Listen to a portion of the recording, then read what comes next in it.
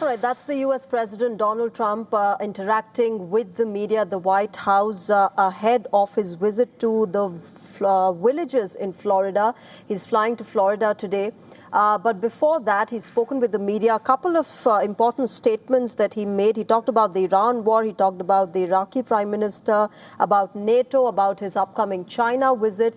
Particularly the Iran war, he said that he's just got off the phone and they are negotiating on the phone. So while we had that notion that there has been a stalemate as far as talks and negotiations are concerned, now Donald Trump saying that they are connected through phone. Let me quickly go across to Susan Tehrani, my colleague. She's joining us from New York. Susan, important statement there. One, it's the 1st of May when, that U.S. Congress questioning Trump administration on the declaration of the war is concerned. But on a day like this, he said that we are still talking to Iran. And he said we've gotten off a conversation with Iran over phone. Extremely important. Also saying that we're not happy with the proposal that they've given to us. Something that the White House echoed a lot earlier before President Trump spoke to the media when asked whether or not they can share any information about this proposal. They said that we're not going to negotiate in public and release publicly what the Iranians have proposed. But for the United States, the most important thing is that the clause regarding nuclear weapons is going to go back to any kind of proposal Iran sends, and it's yet to be seen whether or not that is the case.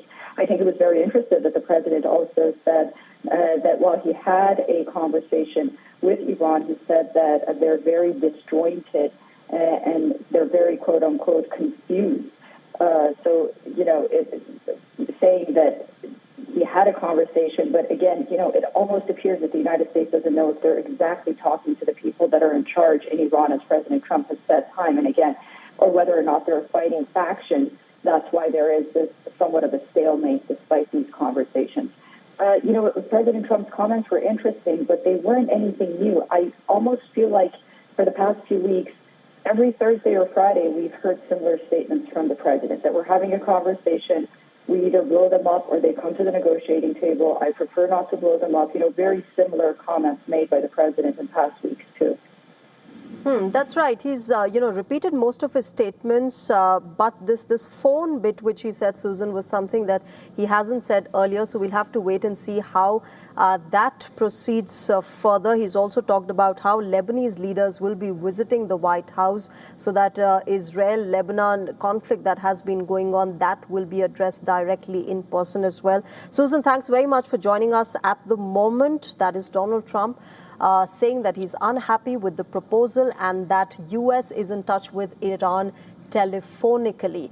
We'll keep getting you the latest from United States of America and the Iran war. Let's move on at the moment and get you other updates.